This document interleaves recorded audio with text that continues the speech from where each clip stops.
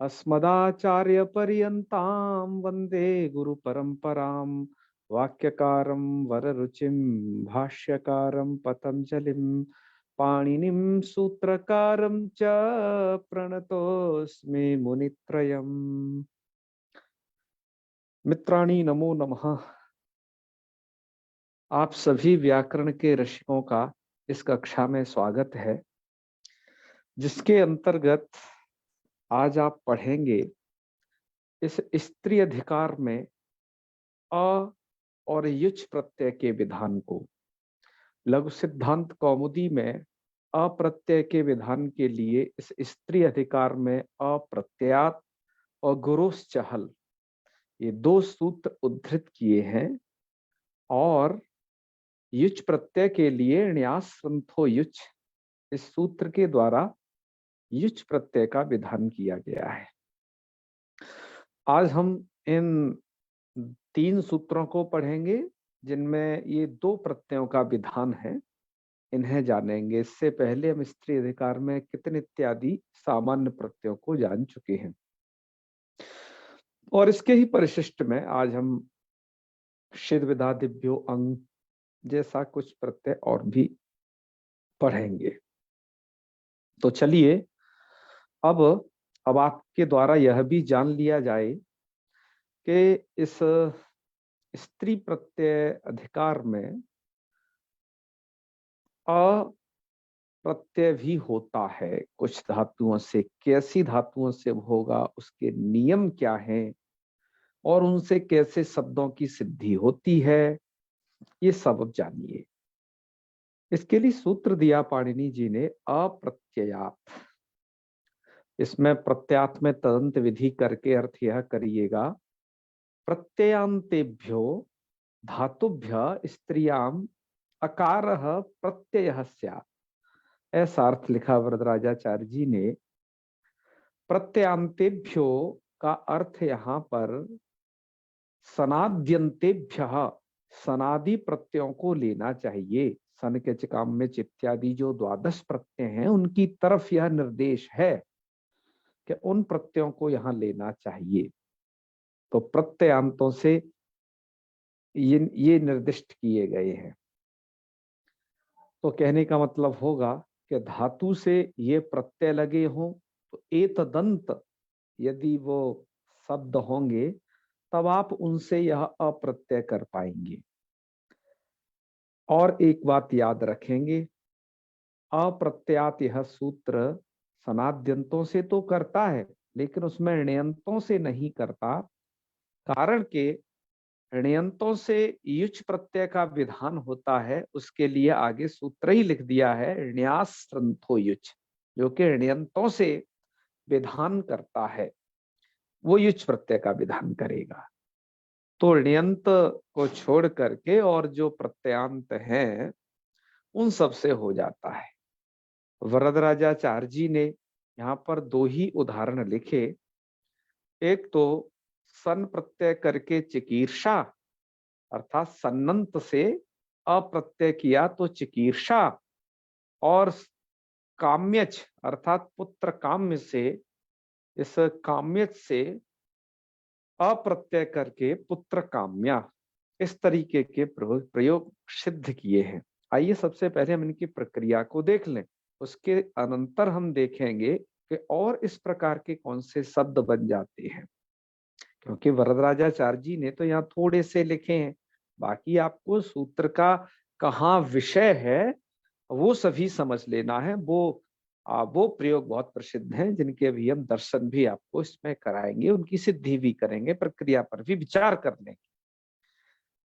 आपको चिकीर्षा की सिद्धि करनी है, ये अप्रत्यय से निष्पन्न है। तो पहले क्या करिए, कर्तुम इच्छा विग्रह तो यही रहेगी। क्री धातु से सन करेंगे तो क्री सन, और सन करने पर रूप कैसे बनता है, धातु को सन्निगों से द्वित्व, और ये सब प्रक्रिया अभ्यास आदि कार्य होकर के चिकीर्ष तक भैया आप बना लीजिएगा। क्योंकि सन्नंत में हमने चिकीर्षति इत्यादि प्रयोग खूब सिद्ध किए हैं, उधर देख लीजिएगा। तो सन्नंत में आप बना लीजिएगा चिकीर्ष। इसके बाद आरंभ होता है इस यहाँ उत्तर कृदंत का काम। अब क्या काम आरंभ है कि चिकीर्ष से आगे करेंगे आप किससे, अप्रत्यात से अप्रत्यय किया, क्योंकि चिकीर्ष अब आपका हो गया प्रत्ययांत। प्रत्यांत का मतलब सनादि में से कोई प्रत्यय, तो सबसे पहला ही है ये, तो ये हो गया आपका सनाद्यंत में से सन्नंत है चिकीर्ष, और इससे अप्रत्यय किया चिकीर्ष अब यहां पर अप्रत्यय करने के बाद अप्रत्यय आपका आर्धातुक संज्ञक है, ये ना भूलिएगा। आर्धातुक संज्ञा हो जाने के कारण अप्रत्यय की अतो लोपः सूत्र द्वारा चिकीर्ष में शकारोत्तरवर्ती जो आकार है, जो कि वस्तुतः सन का आकार है, उस आकार का अतो लोप से आप कर देंगे लोप, तो बन जाएगा चिकीर्ष ये वाला श हल हो जाएगा, और वर्ण सम्मेलन करेंगे तो चिकीर्ष हो जाएगा। मित्रों, अब ये चिकीर्ष आपका स्त्री अधिकार में अप्रत्यांत है, तो कहने का मतलब ये चिकीर्ष अदंत हो गया। अदंत हो जाने से आप यहां पर कर देंगे टाप प्रत्यय। यहां पर मित्रों थोड़ा सा ये थोड़ी प्रकरण संबंधी विसंगति सी हमें परिलक्षित होती है, क्योंकि स्त्रीत्व के बोधन के लिए जो टावादी प्रत्यय हैं वो आगे बताए गए हैं। अजाद्य तष्टाप अर्थात वरदाचार्य जी ने उस प्रकरण को आगे रख दिया है। ठीक है, आगे कहाँ रखा है, सबके अंत में स्त्री प्रत्यय प्रकरण को रखा है, और टाप प्रत्यय हमें यहां भी करना पड़ रहा है कंडीशन के अनुसार हमें।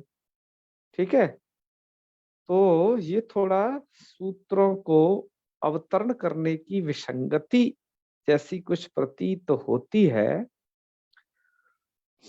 पर आपको अजादित टाप का सामान्य ज्ञान है तब भी काम चल जाएगा कि उस सूत्र से टाप प्रत्यय का विधान किया जाता है स्त्रीत्व की विवक्षा में। तो उस स्त्रीत्व के चिकीर्षगत अप्रत्यय से जो स्त्रीत्व द्योतित हो रहा, स्त्रीत्व द्योतित स्त्रीत्व जो उसमें चिकीर्ष में है उसके द्योतन के लिए टाप प्रत्यय कर दिया। टाप प्रत्यय का आ बचेगा तो चिकीर्ष आ, ऐसी स्थिति होगी। और यहां पर भी आपके चिकीर्ष आ, यहाँ पर संधि कार्य कर देना तो बन जाएगा ये चिकीर्षा। ठीक है, आपका बन जाएगा चिकीर्षा। ये बनने के बाद फिर आप कर देंगे स्वादि कार्य कर देंगे यहाँ पर, तो सु का बचेगा सा, और इस सकार का हल्न्यादि लोप कर देना है, क्योंकि टाप प्रत्यय से परे सु का सा आया है, तो आपका बन जाएगा चिकीर्षा। तो चिकीर्षा आपका यह विश्वबंत हो गया। इस तरीके से प्रक्रिया है, जैसे ये बनाया पुत्र काम्य भी ऐसे ही बनेगा। अंतर यह कि यहाँ काम्यच प्रत्यय है। विग्रह यह कर लीजिएगा कि आत्मनः पुत्र से ऐषणम, अपने लिए पुत्र चाहना, ये अर्थ है किसका, पुत्र काम्य का। तो पुत्र से काम्यच करेंगे, पुत्र काम्य, और वही सब प्रक्रिया पुत्र काम्य अतो लोप से आकार का लो, पुत्र काम्य पुत्र काम्य टाप, टाप का बचेगा पुत्र काम्य ठीक है, और संधि कार्य करने पर पुत्र काम्य, और सु के अब कृदंतता तात संज्ञा है, और वहां तो खैर आवंत से सुप्रत्यय आ जाएगा, आवंत से अर्थात पुत्र काम्या से सा आ जाएगा, और उसका हल्न्या दिलोप करके पुत्र काम्या, इस तरीके का रूप बन जाएगा। यहाँ की प्रक्रिया को सुधा व्याख्याकार कैसे लिखते हैं यह भी दर्शनीय है, आइए इसको देखते हैं।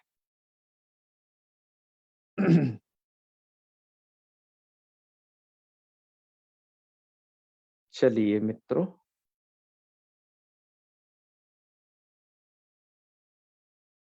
तो सुधा व्याख्याकार का यहां से लिया है।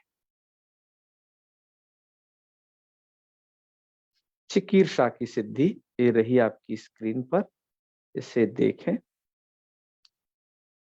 यहाँ पर है क्री धातु हो सनी न गते इको झल से संकित है, वो पूरे पहले चिकीर्ष की सिद्धि कर रहे हैं। ठीक है मित्रों, तो सनः कित्वे अज्जनगवाम सनीति दीर्घे रिदिद् धातो इति इत्वे ओरण रपरा इति रपरत्वे हली च इति दीर्घे संज्ञोः इति द्वे अभ्यासत्वे अभ्यास कार्य सनः शिष्यत्वे जाते चिकीर्ष इति भूते, ये चिकीर्ष बन जाएगा।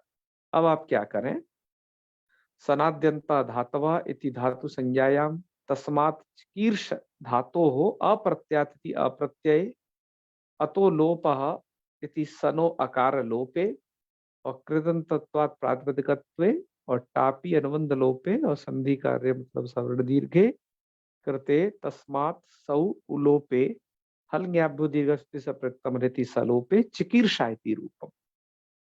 ठीक है, तो जो प्रक्रिया आपको बताई थी उन्होंने उसको देव भाषा में लिख दिया है। तो आइए आगे बढ़ते हैं, दूसरे पुत्र काम्या की भी प्रक्रिया देख लीजिए जैसे इन्होंने दी है। आत्मानम पुत्र इच्छति इत्यर्थे है, ऐसे विग्रह कर लो, या हमने तो आत्मना पुत्र सैषणम वो कर दिया था, ऐसे भी कर सकते हैं, दोनों ही तरीके हैं, इच्छार्थ तो है ही है। तो काम्यच इस सूत्र के द्वारा काम्यच हो जाएगा और चकार का लोप करके पुत्र काम्य ऐसा बन जाएगा, पुत्र काम्य इति भूते सनाद्यंत धातु इति धातु संज्ञायाम तस्मात् पुत्र काम्य इति धातो हो। तो ये पुत्र काम्य क्या बन गई, ये धातु बन गई। कैसी, ये नाम धातु है। ठीक है, क्योंकि द्वादशामी सनादय में सन के काम्य ये सब आते हैं, इसलिए अप्रत्यात्ति अप्रत्यय अतोलोपा इति काम्यगत आकार लोपे अप्रत्ययेन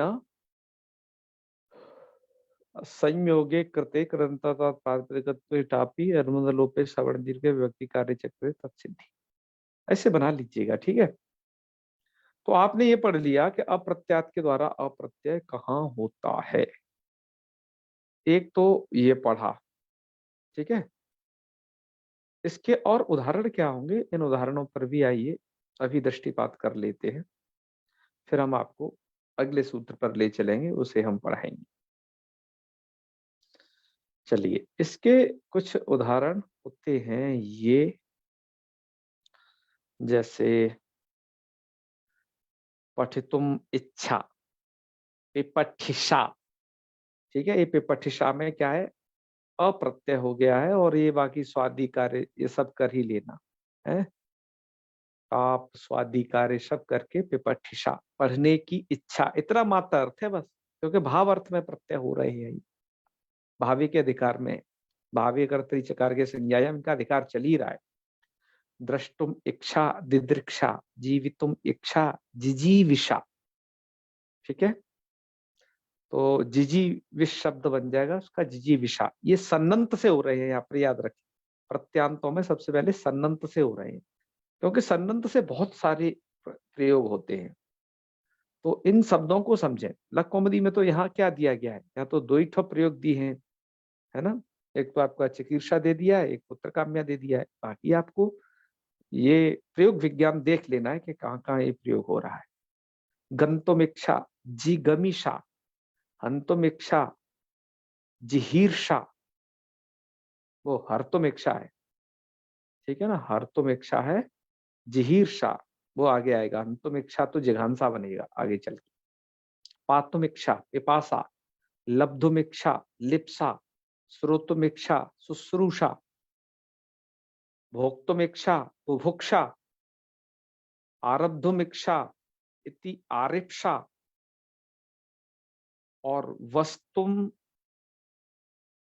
इच्छा, वस्तु मतलब रहने की इच्छा, वस निवास धातु का है, तुम प्रत्यांत से ऐसे विग्रह कर रहे हैं सबका। तो वस्तुम इच्छा विवक्षा, वक्तुम वो विवत्सा बनेगा, और वक्तुम इच्छा विवक्षा, हंतुम इच्छा ये जिघांसा बन जाएगा। ठीक है, और आगे हातुम इच्छा जिहासा, तो इच्छा अर्थ में सन प्रत्यय करने पर क्या रूप बन रहा है, पहले उसे दिमाग में लाइएगा, और फिर ये अप्रत्यय कर दीजिएगा, अप्रत्यय करने पर आपको टाप करना पड़ेगा स्त्रीत्व की विवक्षा में, तो ये बन जाएगा स्थातुमिक्षा तिष्ठासा, ऐसे प्रयोगों को आप बना सकते हैं, आपको मिले काव्यों में, पुराणादियों में, वहां से आप इनको आप बना सकते हैं। ठीक है, चलिए अब चर्चा कर लेते हैं काम्य चित्यादि के। एक तो आपने सन्नंत को समझा, और यंगंत वगैरह भी हैं कुछ, वहमी व्याख्याकार ने उनको भी उद्धृत किया है, तो उनका भी उदाहरण ही समझिए, यहाँ दिया है उन्होंने कि जैसे लू धातु से यंग किया तो लोलूय बन गया, ये भी प्रत्यांत है लोलूय। अब बार बार काटना, बार बार काटने की क्रिया को हम कह सकते हैं लोलूया है। लोलूय से आपने अप्रत्यय कर दिया और टाप वगैरह कर लेना, ये सब प्रक्रिया है, ये तो लोलूया। बार बार पवित्र करना, इस क्रिया को कहना है। तो पोपुया यह भी कह सकते हैं, स्त्रीत्व की विवक्षा।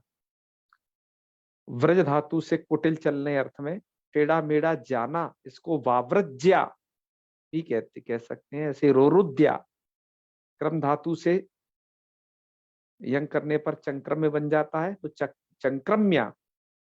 और ये और भी जैसे कंडवादि भी गण की धातुओं से यक होता है, तो कंडुया खुजली। सपर्य धातु वहां पर पढ़ी गई है, सपर्या, उसको कहेंगे हम पूजा या सेवा, सपर्या। तो जो द्वादशामी सनादेह जिन्हें कहा गया है, उनसे इस प्रत्यय को यथेष्ट कर लेना चाहिए। ठीक है, ये सूत्र आपको बताता है अप्रत्यय का विषय। अब आइए एक अन्य सूत्र द्वारा भी ये समझते हैं कि अप्रत्यय और कहाँ होता है। अपने स्लाइड की तरफ पुनः चलते हैं वापस, और अब अग्रिम सूत्र दिया गया है गुरुश्च हलः, गुरुश्च हलः, ये सूत्र है।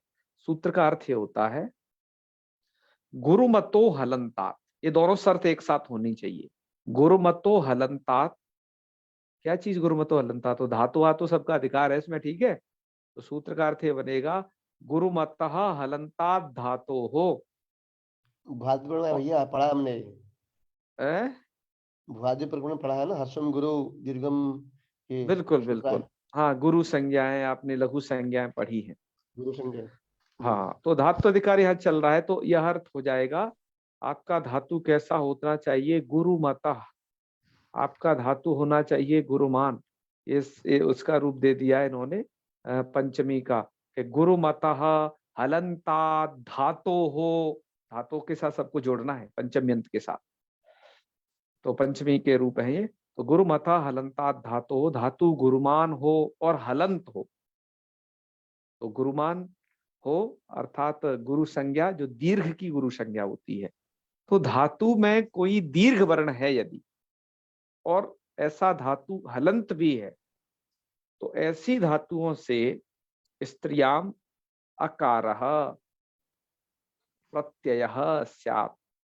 तो स्त्रीत्व की स्त्रीलिंग में उनसे अकार प्रत्यय हो जाता है। किस अर्थ में होता है? तो वही भावे या फिर अकर्तरी कारक संज्ञायाम च विषय, इन अर्थ में होता है। तो प्राय भाव में विधान किया जा रहा है भीम प्रत्ययों को। उदाहरण के लिए देखिए, जैसे आपकी यह धातु है एक ईह धातु, ईह धातु दोनों शर्तों को पूरी कर रही है कि ये धातु आपकी दीर्घ इकार वाली होने से ये धातु गुरुमान है और ये हलंत है। तो अब इससे स्त्रीत्व की विवक्षा में हम अप्रत्यय कर लेंगे। तो ईह अ ऐसा कर लिया, अब आपका ईह अदंत बन गया। अदंत बन जाने से अजाद टाप से कर देंगे टाप। ये भैया थोड़ा हलंत यहाँ कुछ लिखा रह गया, इसको हलंत को हटाना पड़ेगा। तो ई हटाप अदंत से टाप हो जाएगा, और सवर्ण दीर्घ कार्य करके ई हा बना लेना, और स्वादि कार्य करेंगे तो हलंग्यादीर से प्रथमल से सूखा हो जाएगा लोप, तो ईहा बन जाएगा। ठीक है, ईहा का अर्थ क्या होता है? इच्छा, यही, या चेष्टा, ये इसके अर्थ है। और तो जितनी भी इजादी और गुरुमान धातु हैं, वो सकल धातु हैं, इसके उदाहरण के रूप में होंगे। आइए, हमने ऐसी धातुओं को धर्मी व्याख्याकार की सहायता से संकलित किया है। क्योंकि उन्होंने ऐसी धातुओं को रख दिया। अब ईहा एक से काम नहीं चलने वाला, इस प्रकार के और भी धातुओं को आपको देख लेना चाहिए। तो इन्होंने दिया है यहाँ, चलिए देखिए इस प्रकार की धातुओं को। तो और एक नियम और याद रखना, इन्होंने शुरुआत में भी यहाँ स्मरण दिला दिया है कि धातु यदि दीर्घ वर्ण वाली है तो वो गुरु होगी, या संयोग परे रहते ह्रस्वी गुरु संज्ञक हो जाता है। दोनों नियम याद रखिएगा, अभी प्रकाश जी ने बताए भी हैं ये नियम। तो चलिए इन उदाहरणों को भी एक बार वाच्यामास कर लेते हैं। ईह से ईहा आपने बनाई दिया चेष्टा में, करने अर्थ में। और ईक्ष धातु है, ऐसे ये भी हलंत और गुरुमान है, ठीक है। ईक्ष धातु, चेष्ट धातु, ये सब धातु हैं। तो इनसे कैसे कैसे रूप बनेंगे देखते जाइएगा। इधर कार्य सब इसी तरीके के होंगे। ऊह धातु से ऊह वितर्क के, ऊह तो देखो दीर्घ है ना इसमें ऊ, और ये हलंत है तो ऊहा बना लेना। ऊहा माने तर्क। और एक धातु है खेल, तो खेल से खेला बना लेना, क्योंकि धातु में एकार आ गया अतः ये गुरुमान हो गई, हलंत है। तो खेल से बना लेना खेला। और ऐसे ही है भिक्ष धातु, तो भिक्ष से क्या बना देंगे यार, तो भिक्ष से बना देना भिक्षा। और भैया अब है आपकी शिक्ष धातु, ये बड़ी प्रसिद्ध है। इस शिक्ष धातु का प्रयोग से आप बनाएंगे शिक्षा। यहाँ पर प्रायः पूछा जाता है कि शिक्षा में कौन सा प्रत्यय है, क्यों? क्योंकि शिक्षा शब्द शिक्षा शास्त्र वालों ने अधिग्रहित कर लिया है। तो जैसे एजुकेशन के फील्ड में आता है, शिक्षा क्या है, तो शिक्ष विद्योपादाने धातु से और गुरुश्च हल इति सूत्रेण अप्रत्यय कृते शिक्षा शब्द सिद्ध्यति। तो शिक्षा बनेगा हल, ऐसा करने पर फिर आपको टाप प्रत्यय करना पड़ता है, वो प्रक्रिया आप जानते हो, तो शिक्षा बन जाता है। शिक्षा का मतलब होता है उपदेश, ठीक है। हाँ, और शिक्षा और शिक्षा भी होता है भैया, ठीक है, एक शिक्षा भी प्रयोग है, देखिएगा उपनिषदों में। तो वो दीर्घ हो जाता है उसे, क्योंकि वेद का विषय है इसलिए। शिक्षा और शिक्षा दोनों है, शिक्षा वल्ली के नाम से फेमस ही है कुछ। ऐसे ही हिंस धातु है। अब हिंस धातु और जैसे भिक्ष धातु आपने पढ़ी, शिक्ष धातु पढ़ी, ये संयोग परे रहते ह्रस्व यहाँ गुरु संज्ञक होता है। ऐसे हिंस धातु में संयोग परे रहते ही का ई गुरु संज्ञक है, अतः यहाँ पर गुरोश्च हलः सूत्र द्वारा आपने अप्रत्यय कर देना है। तो हिंसा। ऐसे लज्ज धातु है, तो इससे लज्जा, थोड़ा संधि कार्य हो गए हैं। उसके बाद आंग उपसर्ग पूर्व यदि कांक्ष धातु है तो आकांक्षा, ठीक है। कुंड धातु से कुंडा, कुंडा कहते हैं दाहक, और सिंज धातु से सिंजा, ओके। ऐसे ही अब भाष धातु से भाषा, भाष धातु आपकी हलंत है और गुरुमान है, वाह। ऐसे परिउपसर्ग लगा दिया तो परिभाषा बन जाएगा। ऐसे वांछ से वांछा, क्रीड धातु से क्रीड़ा, कितने काम के शब्द बन रहे हैं यहाँ उत्तर ग्रंथ में, ये देखिए इस अप्रत्यय के करने से। और संख से संका, अर्च से अर्चा, श्लाघ से श्लाघा, और रक्ष से रक्षा। मित्रों ऐसे अनेकों प्रयोग जो गुरुश्च हलः इसका विषय होंगे, उससे वो सभी तमाम प्रयोग सिद्ध हो जाएंगे, ठीक है। यहां पर ये शर्त जरूर होनी चाहिए उसके साथ कि वो धातु सबसे पहले गुरुमान हो और क्या हो, हलंत हो। इन दोनों शर्तों को जो धातु पूरे करेगी तो हो जाएगी, अन्यथा नहीं होगा। अन्यथा तो जो प्रत्यय बताए गए हैं प्रायः वही होते हैं। वहमी व्याख्याकार ने इस विषय में जैसे काशिकाकार व्याख्यान करते हैं उसी तरीके से दिया है। यदि हलंत नहीं कहेंगे तो जैसे नी धातु है, नी प्रापणे, तो उससे नहीं यह अप्रत्यय होगा, तो उससे तो सामान्य रूपेण जो स्त्रियाम कितिन से कितिन विधान किया गया है तो वो होगा। तो जैसे नी धातु से नीति, ठीक है। और रीति ही, और भू धातु से भूति ही, पा धातु से पीति ही, क्योंकि ये धातुएं हलंत नहीं है, सब गुरुमान तो है, अतः नहीं होगा। ठीक है। और गुरुमान कहने से क्या होगा कि भज धातु है, भज सेवायाम, अब ये हलंत है लेकिन गुरुमान नहीं है, तो यहाँ पर भज धातु से भक्ति ही, वही हो जाएगा स्त्रियाम कितिन से कितिन, भज धातु से भक्ति ही, सक धातु है तो शक्ति ही, और बुध अवगमने धातु से कितिन प्रत्यय करके बुद्धि ही, ये सभी शब्द बनेंगे। तो वो कितिन से लेकिन सिद्ध होंगे। और याद रखिए यहाँ पर ऐसा नहीं है, इस वाले ये जो स्त्रियाम कितिन के अधिकार में जहाँ पढ़ा गया है, यहाँ वाद स्वरूप विधि प्रवृत्त नहीं होती है।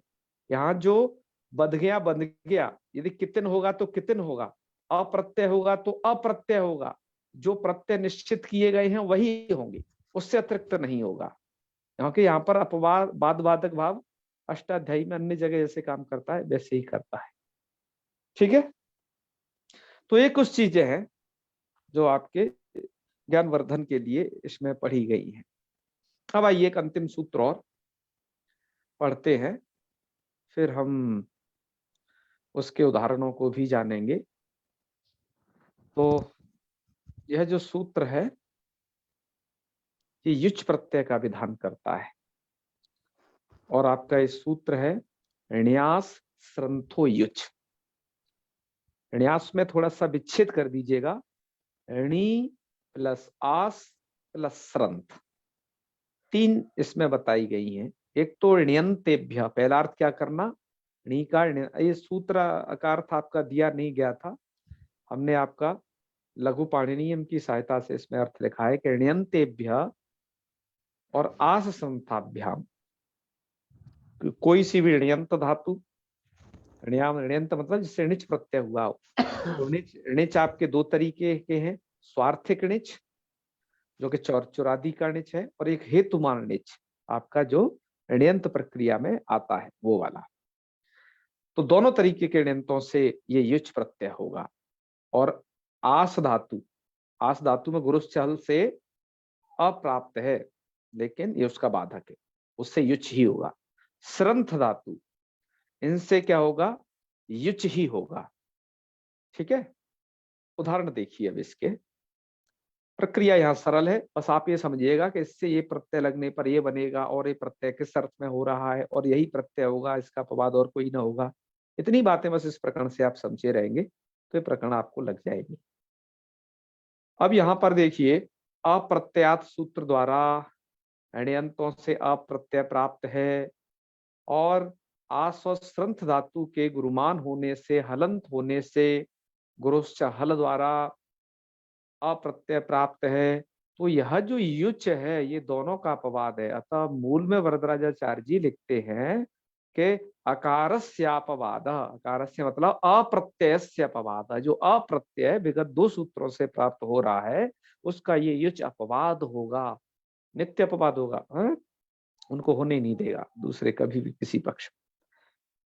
अब जब बारी आई उदाहरण देने की, तो ण्यंतों के उदाहरण दे करके वरदराजाचार्य जी रह गए। ण्यंतों में दो तरीके के उदाहरण दिए उन्होंने, एक तो आपका क्री धातु दी और दूसरी हिरी धातु दी। ठीक है। हाँ, यहाँ पर इन्होंने ऐसा उदाहरण नहीं दिया कि एक कोई ण्यंत उदाहरण दे दिया हो चौरादी से, और एक जो है सब हेतुमती चाहिए हेतुमान णिच का कोई उदाहरण दिया हो। दोनों उधर इसके ही हेतुमान णिच के दोनों उदाहरण दे दिए हैं। तो जैसे क्री धातु से जब आप णिच प्रत्यय करेंगे तो मित्रों कारी ऐसा बना लीजिएगा, ऐसे हरी धातु से णिच प्रत्यय करने पर हारी ऐसा बना लीजिएगा पहले। इसके बाद आप कारी से या हारी से युच प्रत्यय करेंगे तो स्थिति होगी कारी युच, और कारी युच ऐसी स्थिति होगी। और यहाँ पर णेरनटी करके ये युच प्रत्यय का यू जो है आर धातु का यू शेष रहता है, तो इसके परे रहते णेरनटी करके ऋणादि आर धातुक है ये यू, णी का हो जाएगा लोप, तो कार बचेगा। और यू के स्थान पर युवर्नाकव सूत्र द्वारा हो जाना है अक, वो यू के स्थान पर अन हो जाएगा, वू को अक होता है, ध्यान रखें। तो यू को अन हो करके स्थिति बन जाएगी कार अन, और स्त्रीत्व की विवक्षा में टाप करके कारना और नकार को तो कर लेना कारणा, ऐसे ह्री धातु से हारणा आप बना लेंगे। तो ये दोनों तरीके के प्रयोग इससे हो जाते हैं सिद्ध। यही दो प्रयोग बस दिए हैं। अब इन्होंने आस का और श्रंथ का कोई प्रयोग दिया नहीं है। आस और श्रंथ का यदि कोई प्रयोग देते तो वो कैसे क्या रूप बनते, आइए इनको भी हम देख लेते हैं। और इसके अलावा भी एक तीसरा अंग प्रत्यय भी हम इससे पढ़ लेते हैं। मित्रों, हमने ये लघु पाणिनियम से यह स्क्रीनशॉट लिया है और यहाँ पर देखिए इनके उदाहरणों को, इनमें उदाहरण भी दिए हैं सबके। जैसे आपने अप्रत्यात सूत्र पढ़ा, यहाँ तो चिकीर्षा उदाहरण दिया है एक यहाँ पर, और ये पुत्र काम्या भी मूल में दिया है। यहाँ पर यंग प्रत्यय करने पर अटाट्या, ठीक है, और कंडु गात्र विवर्षण से कंडुया, इतने अतिरिक्त उदाहरण और उस पुस्तक में उन्होंने दिए। गुरुश्चल में ईहा ऊहा कुंडा, ये उदाहरण अतिरिक्त पढ़े हैं। ऐसे ही अब पहले युच वाले देख लीजिए, ठीक है आपने, क्योंकि नीचे वाला यहाँ से देखिए ण्यांस त्रंथो युच। अब यहाँ पर ण्यंतेभ्य, तो ण्यंतों के उदाहरण हो गए आपके दो। एक तो क्री धातु इन्होंने दी कारणा, जो कि आपकी हेतुमती चणिच वाली है वो, और एक स्वार्थे गणिच की चुर धातु से चोरणा दिया है युच के उदाहरण में दिया है चोरणा। और भू धातु एक दे दी, उससे बना लेना भावना, भावना भी युच प्रत्यय होकर के बना, ध्यान दे दीजिए। और आस धातु इसमें साक्षात पड़ी गई है न्यास श्रंथ युच में, तो आस का आसना बना लेना और श्रंथ का श्रंथना बना लेना, ठीक है। अच्छा, अब इतने से ही ठीक नहीं है, एक चीज और समझिए। अब एक प्रत्यय जो कि प्रसिद्ध है, उसके रूप बड़े प्रसिद्ध है, लेकिन लघु सिद्धांत कौमुदी में उद्धृत नहीं किया गया है। सिद्ध विदा दिव्यो अंग, जिसकी मैंने ग्रुप में आपसे व्हाट्सएप ग्रुप में भी चर्चा की थी कि अंग प्रत्यय पर्यंत कल पढ़ाना था, लेकिन आज हम यहाँ तक पढ़ा रहे हैं। और आज स्त्री प्रत्यय अधिकार पूरा हो जाएगा, फिर हम कल से नपुंसक लिंग वाले प्रत्ययों में प्रवेश करेंगे, वो भी बड़े महत्वपूर्ण है। यहाँ पर एक अंग प्रत्यय का विधान किया गया, कैसी धातुओं से सिद्ध, जिन धातुओं के इस मूर्धन्य शकार की संज्ञा होती थी, ऐसी सिद्ध धातु। जैसे आपकी क्षमूष, क्षमूष धातु के ये शकार चला जाता है, क्षमू बचता है, तो इसका बचे तो क्षम बचता है, तो इसका बनेगा क्षमा। जरीश वयो हान उठे, अंग प्रत्यय कर देंगे तो बन जाएगा जरा है। टाप तो हर जगह करना पड़ेगा अंग के बाद भी, ध्यान रख। ऐसे ही त्रपुष धातु है, त्रपुष ये शित है, तो बन जाएगा त्रपा। तो एक तो ये शितों से करता है, दूसरा भिदादिभ्य, दूसरा ये भिदादी, उधर कुछ भिदादी धातुएं पढ़ी गई हैं आपके तिङंत में, उनसे करता है। वो धातुएं ये हैं कि भिद धातु से भिदा बनाइएगा, छिद धातु है तो उससे छिदा, ठीक है। तो इनका अर्थ होगा यही भेदना, छेदना, ऐसे अर्थ होंगे इसके। और ऐसे ही ये मेधा बनाइए, धारा, रेखा, चूड़ा, पीड़ा, ये सभी अंग प्रत्यय से इन धातुओं से सिद्ध हो जाए। जैसे ध्री धातु से धारा, ठीक है। री, ये क्या है, रेखरी, हाँ रेखरी धातु है ये, तो रेखा। तो धातुओं की थोड़ा चिंतन कर लेना, उनसे ये सभी शब्द सिद्ध हो जाएंगे जो कि अंग वाले हैं, और ये सब स्त्रीलिंग में प्रयोग होते हैं। तो ये अतिरिक्त सूत्र आपके लघु सिद्धांत में नहीं है, लेकिन इसके जो शब्द बनते हैं, हाँ है इसी प्रकार का सूत्र, ये बड़े ही महत्वपूर्ण है। तो आपने इसको भी पढ़ लिया। अब सुधा व्याख्याकार ने यहाँ पर इन शब्दों की सिद्धि कैसे दी, जो न्यास युज के उदाहरण हैं, इन्हें भी आप समझ लीजिए।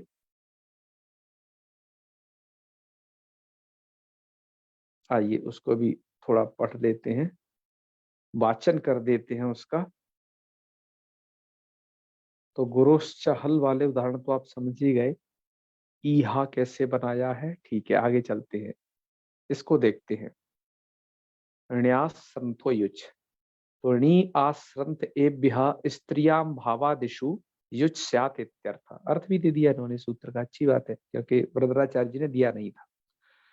अकार सेति, तो अप्रत्ययात विहित सेति कारणा, तो क्री धातु हेतुमति चेति चीर्ण चे और लोपे अचुणति वृद्ध रपरे कारी ती जाते ल्यास संतो युचति युचि यु वर्णाकृति अनादेशे कारी अन इति भूते णेर णिति यति णी लोपे कार अन, ठीक है, इति भूते संयोगे णत्वे टापी व्यक्ति कार्य चकते कारणा एवं हारणा, ठीक है, ऐसे बन जाएंगे। तो चलिए इन्होंने बढ़िया दे दिया है कि इन शब्दों की सिद्धि कैसे होगी। अच्छा, युच प्रत्यय करने पर और ऐसे कौन कौन से प्रयोग सिद्ध होते हैं जो कहते प्रसिद्ध हैं, आप उन्हें भी देखिए, क्योंकि वो लिस्ट हमने हर किसी की दिखाई है, इसकी भी देखिए, बड़े ही महत्वपूर्ण प्रयोग है। ये है अंतिम। अब जैसे चुर धातु से आपने देखा ही था, तो चुरस्ते है ये, तो चुर धातु से चोरना मतलब चुराना। ऐसे ही गण धातु से गणना, सांत्वी धातु है तो इससे बन जाएगा सांत्वना। है ये ऋच की है, इधर चुरादी ऋच वाली धातु है। सांत्व धातु से सांत्वना, लक्षी धातु है, ये भी चुरादी की है तो इससे लक्षणा, ये शक्ति विशेष का नाम। कामी, इससे ऋणिंग प्रत्यय किया गया है ऋणिंग से, तो कामना, ठीक है, तो ऋणी वाली का भी उसका भी ग्रहण हो जाएगा ऋणिंग का। ऐसे वंची धातु ऋणिच है तो वंचना ठगना, मंत्री से मंत्रणा, यंत्री से यंत्रणा। तो ऐसे मित्रों बहुत सारे इसमें प्रयोग हैं जो कि ऋण्यंत होनी चाहिए वस्तु धातु, तो उनसे सभी सिद्ध हो जाएंगे, ठीक है। कल्प धातु से कल्पना, ग्रहणा, ऐसे तमाम ये प्रयोग है। तो ठीक है मित्रों, आज का पाठ हम रखते हैं यहीं तक। ये यहीं तक इसमें स्त्री प्रत्ययों का विवेचन था, बड़े ही महत्वपूर्ण थे, इनके लगने से कैसे कैसे स्त्री प्रत्यय वाले शब्द बनते हैं, ठीक है। हाँ, राजेश मिश्र जी कुछ कहना चाहते हैं, बताएं राजेश जी। गुरु जी प्रणाम। महादेव। ये बोलना था कि पूर्व कृदंत में एक सूत्र है आचोयत, जी और जी। उत्तर कृदंत में है एरच। इन दोनों में हम भेद कैसे करेंगे? जया में यदि कोई पूछेगा कि जया में कौन सा प्रत्यय है, तो आचो जी यत जी। से यत कहेंगे कि एरच से अच कहेंगे? हाँ हाँ, आपने कहा कि पूर्व कृदंत में क्या सूत्र है? अचोयत। आचो यत। हाँ, अचोयत वैसे सूत्र उन्होंने कृत्य प्रक्रिया में पढ़ा, जी समझे जी। ना। वो कृत्य प्रक्रिया में पढ़ा गया सूत्र है, और जो आपके कृत्य प्रत्यय होते हैं उनका रूप तो वैसे एक ही जैसा बन रहा है, ठीक जी है। अब यहाँ पर आप कह रही हो एरच, तो ई वर्णांतों से चयह जयह बनाते हैं, जी। पर अंतर यह है कि जब वहां पर आप अचोयत करेंगे तो अजंत धातुओं से यत प्रत्यय होता है, और वह जो प्रत्यय विधान किया गया है वो भाव और कर्म में विधान किया गया है।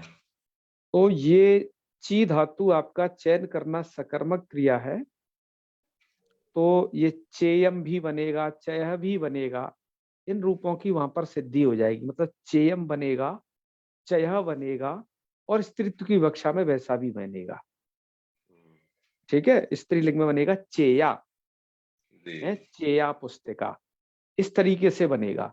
लेकिन जो यहाँ पर आपने शंका की कि जब ये रच हो जाएगा, अर्थात ये धातु इकारांत है, इकारांतों से अच प्रत्यय होकर के चयह बनेगा, जी धातु से जयह बनेगा। अब यहाँ पर अच प्रत्यांश होने से नियम ये लगेगा, ये पुल्लिंग ही केवल प्रयोग होगा, और ये जो प्रत्यय प्रयोग हो रहा है ना, ये भाव में हो रहा है। भाव मतलब केवल क्रिया को कह रहा है राजेश जी।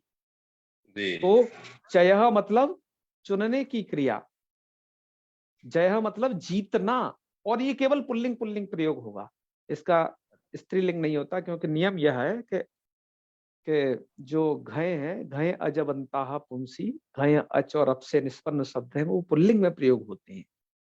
तो एक पुल्लिंग वाला रूप इधर उधर साम्य जरूर होगा, लेकिन अर्थकृत भेद तो दोनों में है ना। और ऐसे यहाँ कई सारे प्रत्यय हैं राजेश जी, कि है जो पहले भी पढ़े गए हैं और इधर फिर से आ गए हैं।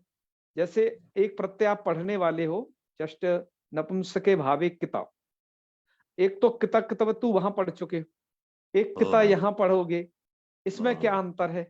उत्तर कृदंत में भी ये एक आएगा, तो इसका अंतर हम वहां स्पष्ट करेंगे। ऐसे ही हमने ये विषय पढ़ा था तुमुल नवलऊ क्रियायाम क्रियार्थायाम, तो वहां पर भी एक णबुल आ गया था, वही णबुल त्रिचय में णबुल पढ़ाए हो, उन दोनों में क्या अंतर है वो भी स्पष्ट किया था हमने यहाँ पर। लेकिन ये वाला प्रश्न स्पष्ट नहीं हो पाया था, ये वाला तो ये आपने स्पष्ट करवा दिया, ठीक है। नहीं, यदि यदि केवल इतना ही प्रश्न हो कि जया में या चया में कौन सा प्रत्यय है, तो क्या बताएंगे वहां पे? तब आप दोनों बता सकते हैं। तब ठीक है, तब ठीक है।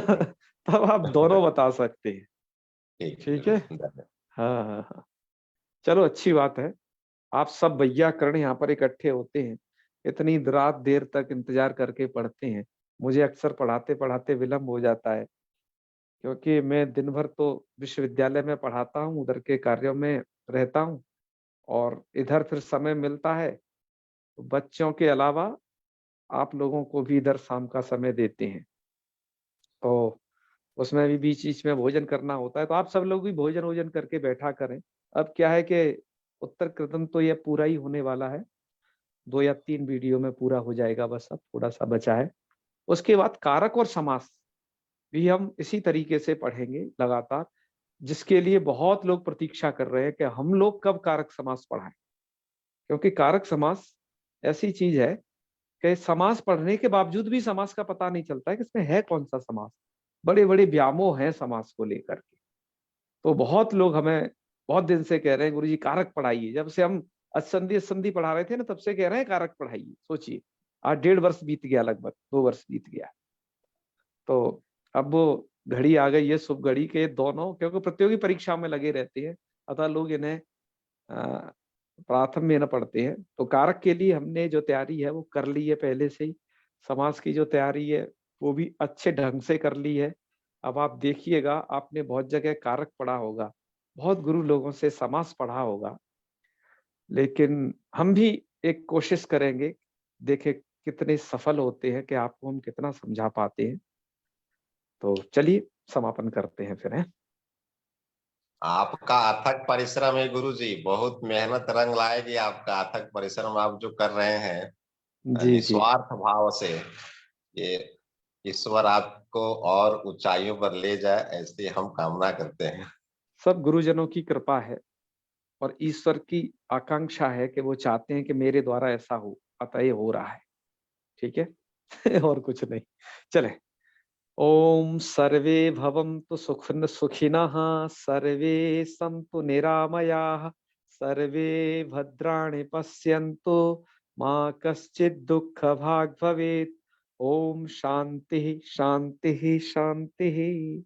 सर्वेभ्यो नमो नमः। शुभ रात्रि।